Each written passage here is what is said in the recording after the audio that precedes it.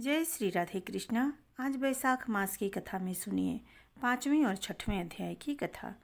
जब नारद जी राजा अम्बरीश को वैशाख मास महात्म्य का उपदेश देकर स्वयं वैशाख मास में गंगा स्नान करने के लिए चले गए, तब ऋषियों ने पुनः सूत जी से कहा कि हे सूत जी, आप वैशाख मास के बारे में पुनः विस्तार से कहिए, क्योंकि आपके उत्तम वचनामृतों का पान करते करते हमें तृप्ति नहीं होती है।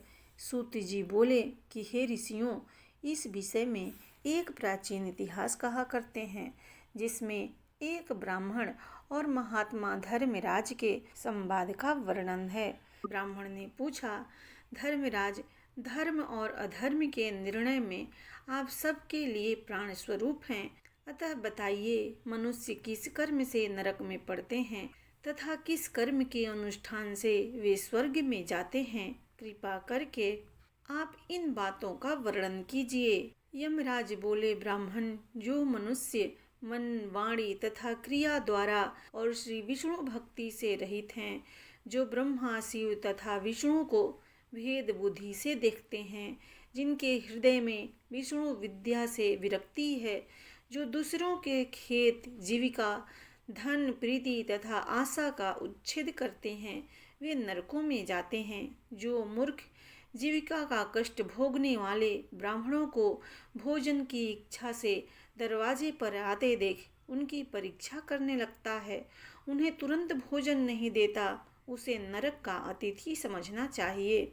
जो मूढ़, अनाथ, वैष्णव, दीन, रोगातुर तथा वृद्ध मनुष्य पर दया नहीं करता तथा जो पहले कोई नियम लेकर पीछे अजितेंद्रिया के कारण उसे छोड़ देता है, वह निश्चय ही नरक का पात्र है। जो सब पापों को हरने वाले दिव्य स्वरूप, व्यापक, विजयी, सनातन, अजन्मा, चतुर्भुज, अच्युत, विष्णु रूप दिव्य पुरुष श्री नारायण देव का पूजन, ध्यान और स्मरण करते हैं, वे श्री हरि के परम धाम को प्राप्त होते हैं। यह सनातन श्रुति है। भगवान दामोदर के गुणों का कीर्तन ही मंगलमय है, वही धन का उत्पार्जन है तथा वही इस जीवन का फल है। अमित तेजस्वी देवाधिदेव श्री विष्णु के कीर्तन से सब पाप उसी प्रकार नष्ट हो जाते हैं, जैसे दिन निकलने पर अंधकार। जो प्रतिदिन श्रद्धा पूर्वक भगवान श्री विष्णु की यशोगाथा का गान करते और सदा स्वाध्याय में लगे रहते हैं, वे मनुष्य स्वर्गगामी होते हैं। यमराज कहते हैं, ब्राह्मण, पूर्व काल की बात है, महीरथ नाम से विख्यात एक राजा थे। उन्हें अपने पूर्व जन्म के पुण्यों के फलस्वरूप प्रचुर ऐश्वर्य और संपत्ति प्राप्त हुई थी, परंतु राजा राज्य लक्ष्मी का सारा भार मंत्री पर रखकर स्वयं विषय भोग में आसक्त हो रहे थे। वे न प्रजा की ओर दृष्टि डालते थे और न धन की ओर। धर्म और अर्थ का काम भी कभी नहीं देखते थे। उनकी वाणी तथा उनका मन कामिनियों की क्रीड़ा में ही आसक्त था। राजा के पुरोहित का नाम कश्यप था। जब राजा को विषयों में रमते हुए बहुत दिन व्यतीत हो गए, तब पुरोहित ने मन में विचार किया, जो गुरु मोहवश राजा को अधर्म से नहीं रोकता, वह भी उसके पाप का भागी होता है। यदि समझाने पर भी राजा अपने पुरोहित के वचनों की अवहेलना करता है, तो पुरोहित निर्दोष हो जाता है। उस दशा में राजा ही सारे दोषों का भागी होता है। यह सोचकर उन्होंने राजा से धर्मानुकूल वचन कहा। कश्यप बोले, राजन, मैं तुम्हारा गुरु हूँ, अतः धर्म और अधर्म से युक्त मेरे वचनों को सुनो। राजा के लिए यही सबसे बड़ा धर्म है कि वह गुरु की आज्ञा में रहे। गुरु की आज्ञा का आंशिक पालन भी राजाओं की आयु, लक्ष्मी तथा सौभाग्य को बढ़ाने वाला है। तुमने दान के द्वारा कभी ब्राह्मणों को तृप्त नहीं किया, भगवान विष्णु की आराधना नहीं की, कोई व्रत, तपस्या तथा तीर्थ भी नहीं किया। महाराज, कितने खेद की बात है कि तुमने काम के अधीन होकर कभी भगवान के नाम का स्मरण नहीं किया। अबलाओं की संगति में पड़कर विद्वानों की संगति नहीं की। जिसका मन स्त्रियों ने हर लिया, उसे अपनी विद्या, तपस्या, त्याग, नीति तथा विवेकशील चित्त से क्या लाभ हुआ।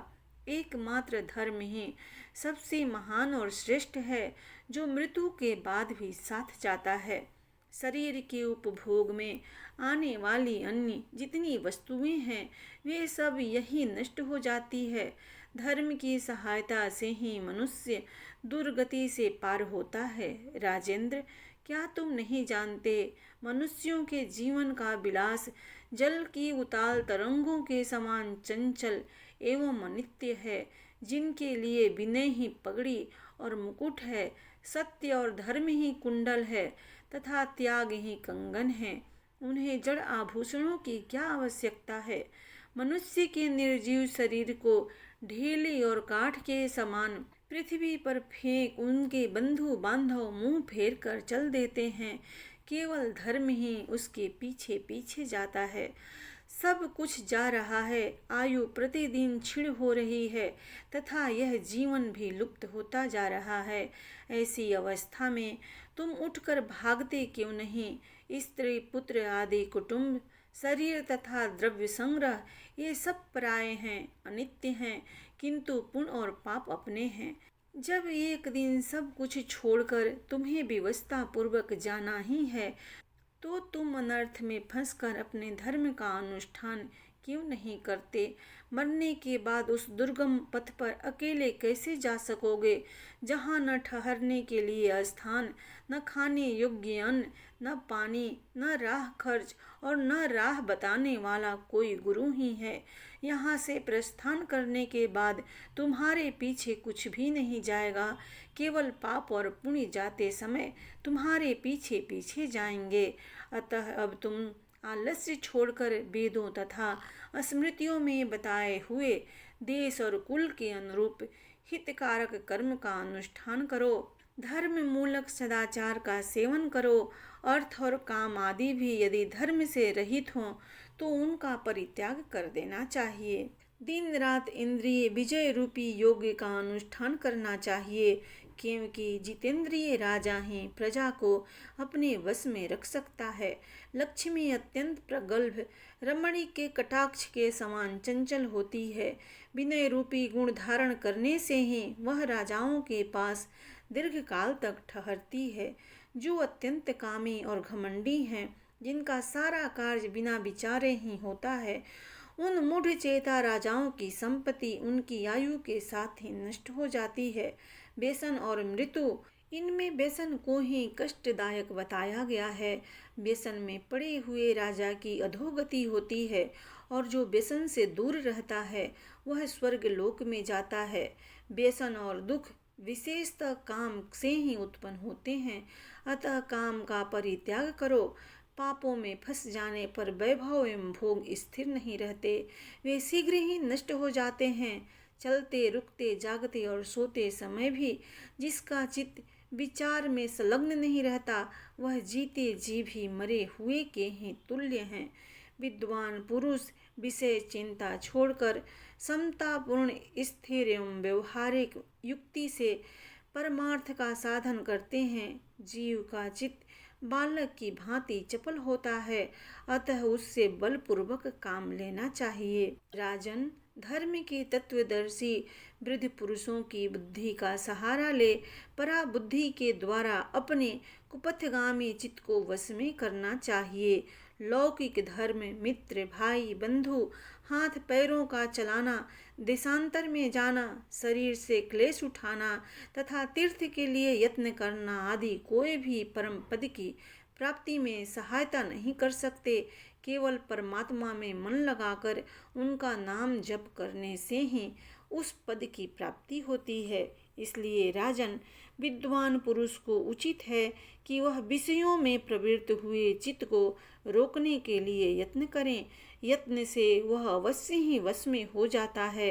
यदि मनुष्य मोह में पड़ जाए, स्वयं विचार करने में असमर्थ हो जाए, उसे विद्वान सुहृदों के पास जाकर प्रश्न करना चाहिए। वे पूछने पर यथोचित कर्तव्य का उपदेश देते हैं। कल्याण की इच्छा रखने वाले को हर एक उपाय से काम और क्रोध का निग्रह करना चाहिए, क्योंकि वे दोनों कल्याण का विघात करने के लिए उद्धत रहते हैं। राजन, काम बड़ा बलवान है, वह शरीर के भीतर रहने वाला महान शत्रु है। श्रेय की अभिलाषा रखने वाले पुरुषों को उसके अधीन नहीं होना चाहिए। अतः विधि पूर्वक पालन किया हुआ धर्म ही सबसे श्रेष्ठ है।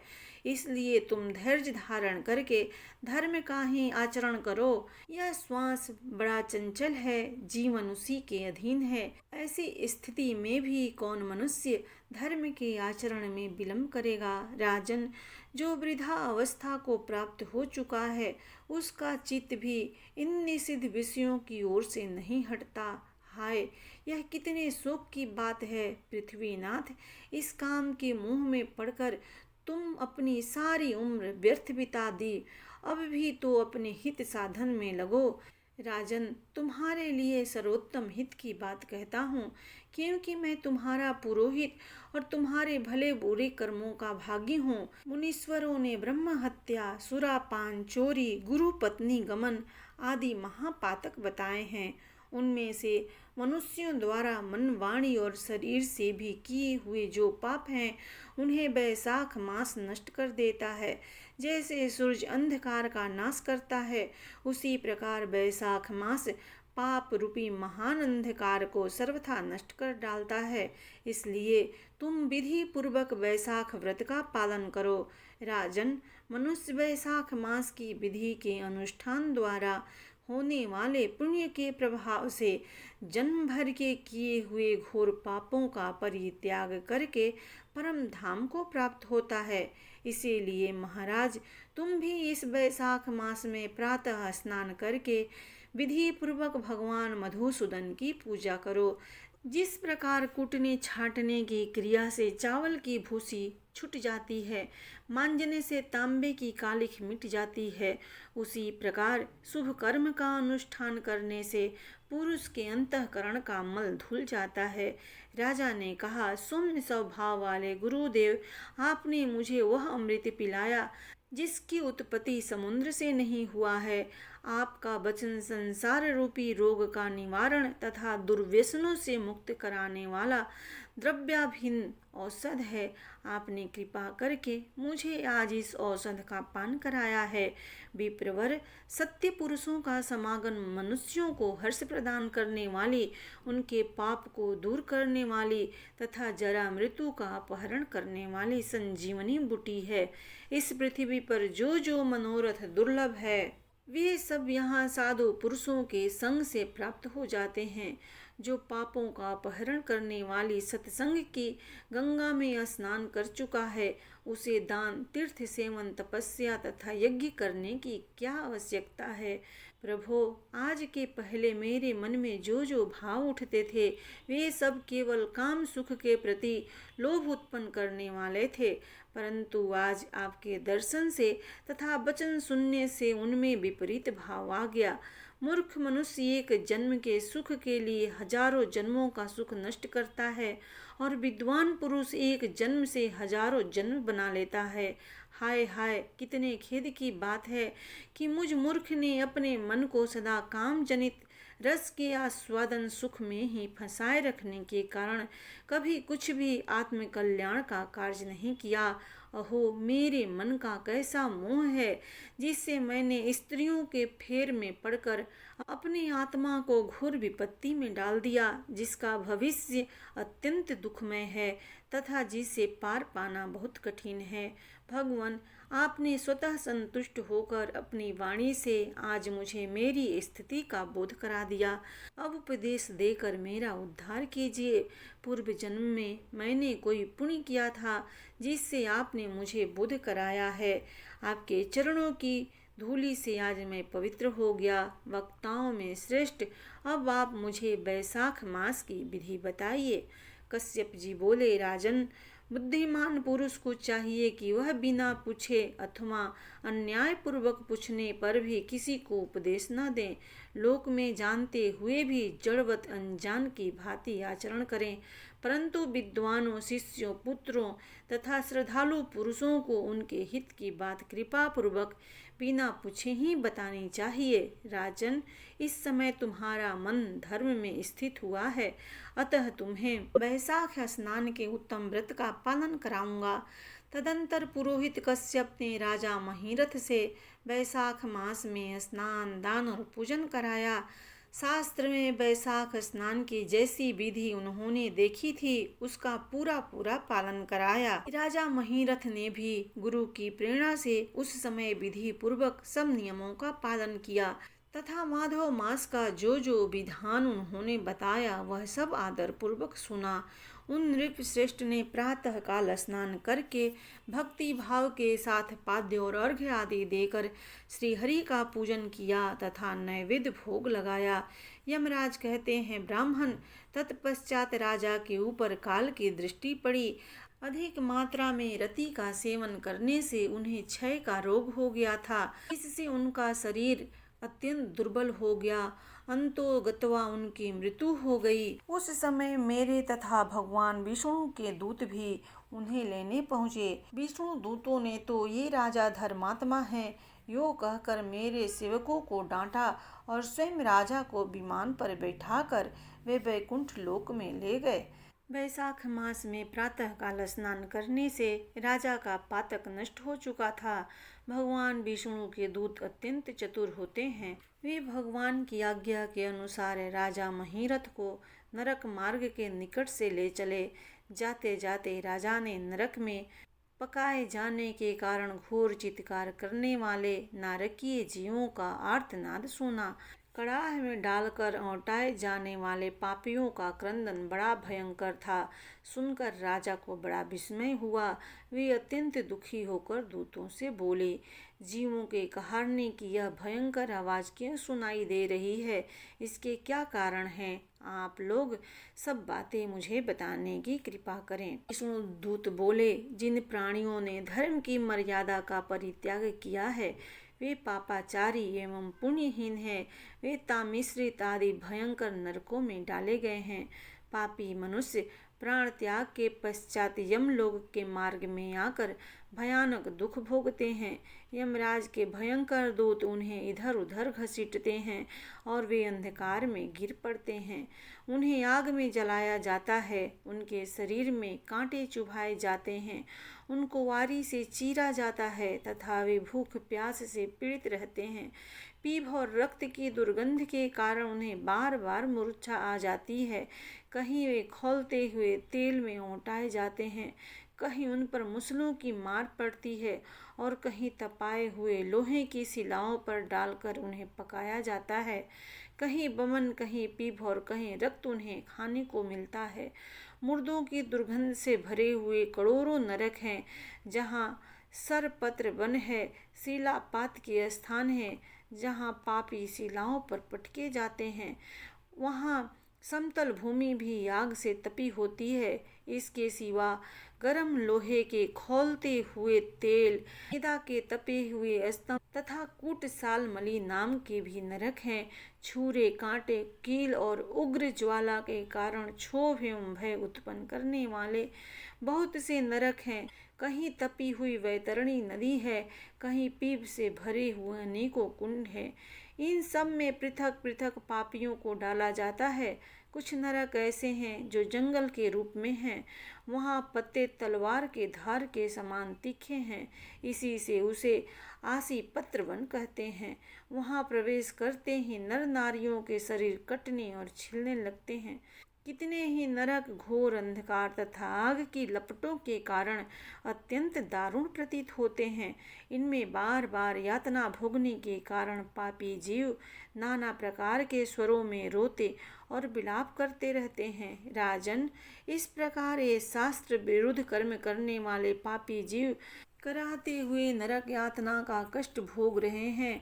उन्हीं पापी जीवों की यह क्रंदन आपको सुनाई दे रही है। सभी प्राणियों को अपने पूर्वकृत कर्मों का भोग भोगना पड़ता है। पराई स्त्रियों का संग प्रसन्नता के लिए किया जाता है, किंतु वास्तव में वह दुख ही देने वाला होता है। 2 घड़ी तक किया हुआ विषय सुख का आस्वादन अनेक कल्पों तक दुख देने वाला होता है। राजेंद्र, तुमने वैशाख मास में स्नान किया है, उसकी विधि का पालन करने से तुम्हारा शरीर पावन बन गया है। उससे छूकर बहने वाली वायु का स्पर्श पाकर ये क्षण भर के लिए सुखी हो गए हैं। तुम्हारे तेज से इन्हें बड़ी तृप्ति मिल रही है। इसी से अब ये नरकवर्ती जीव कराहना छोड़कर चुप हो गए हैं। पुण्यवानों का नाम भी यदि सुना या उच्चारण किया जाए तो वह सुख का साधक होता है तथा उसे छूकर चलने वाली वायु भी शरीर में लगने पर बड़ा सुख देती है। यमराज कहते हैं, करुणा के सागर राजा महीरथ अद्भुत कर्म करने वाले भगवान विष्णु के दूतों की उपयुक्त बात सुनकर द्रवित हो उठे। निश्चय ही साधु पुरुषों का हृदय मक्खन के समान होता है। जैसे नवनीत आग की आंच पाकर पिघल जाता है, उसी प्रकार साधु पुरुषों का हृदय भी दूसरों के संताप से संतप्त होकर द्रवित हो उठता है। उस समय राजा ने दूतों से कहा। राजा बोले, इन्हें देखकर मुझे बड़ी व्यथा हो रही है। मैं इन व्यथित प्राणियों को छोड़कर जाना नहीं चाहता। मेरी समझ में सबसे बड़ा पापी वही है जो समर्थ होते हुए भी वेदनाग्रस्त जीवों का शोक दूर न कर सके। यदि मेरे शरीर को छूकर बहने वाली वायु के स्पर्श से ये जीव सुखी हुए हैं तो आप लोग मुझे उसी स्थान पर ले चलिए, क्योंकि जो चंदन वृक्ष की भांति दूसरों के ताप दूर करके उन्हें आह्लादित करते हैं तथा जो परोपकार के लिए स्वयं कष्ट उठाते हैं, वे ही पुण्यात्मा हैं। संसार में वही संत हैं जो दूसरों के दुखों का नाश करते हैं तथा पीड़ित जीवों की पीड़ा दूर करने के लिए जिन्होंने अपने प्राणों के तिनके के समान निछावर कर दिया है। जो मनुष्य सदा दूसरों की भलाई के लिए उद्धत रहते हैं, उन्होंने ही इस पृथ्वी को धारण कर रखा है। जहाँ सदा अपने मन को ही सुख मिलता है, वह स्वर्गें भी नरक के ही समान है। अतः साधु पुरुष सदा दूसरों के सुख से ही सुखी होते हैं। यहाँ नरक में गिरना अच्छा, प्राणों से वियोग हो जाना भी अच्छा, किंतु पीड़ित जीवों की पीड़ा दूर किए बिना एक क्षण भी सुख भोगना अच्छा नहीं है। दूत बोले, राजन, पापी पुरुष अपने कर्मों का ही फल भोगते हुए भयंकर नरक में पकाए जाते हैं। जिन्होंने दान, होम अथवा पुण्य तीर्थ में स्नान नहीं किया है, मनुष्यों का उपकार तथा कोई उत्तम पुण्य नहीं किया है, यज्ञ, तपस्या और प्रसन्नता पूर्वक भगवत नामों का जप नहीं किया है, वे ही परलोक में आने पर घोर नरकों में पकाए जाते हैं। जिनका शील स्वभाव दूषित है, जो दुराचारी, व्यवहार में निंदित, दूसरों की बुराई करने वाले एवं पापी हैं, वे ही नरकों में पड़ते हैं। जो पापी अपने मर्म भेदी वचनों से दूसरों का हृदय विदीर्ण कर डालते हैं तथा जो पराई स्त्रियों के साथ विहार करते हैं, वे नरकों में पकाए जाते हैं। महाभाग भूपाल, आओ अब भगवान के धाम को चलें। तुम पुण्यात्मा हो, अतः अब तुम्हारा यहाँ ठहरना उचित नहीं है। राजा ने कहा, विष्णुदूत, यदि मैं पुण्यात्मा हूँ तो इस महाभयंकर यातना मार्ग में कैसे लाया गया? मैंने कौन सा पाप किया है तथा किस पुण्य के प्रभाव से मैं विष्णु धाम को जाऊँगा? आप लोग मेरे इस संशय का निवारण करें। प्रेम से बोलिए भगवान विष्णु की जय।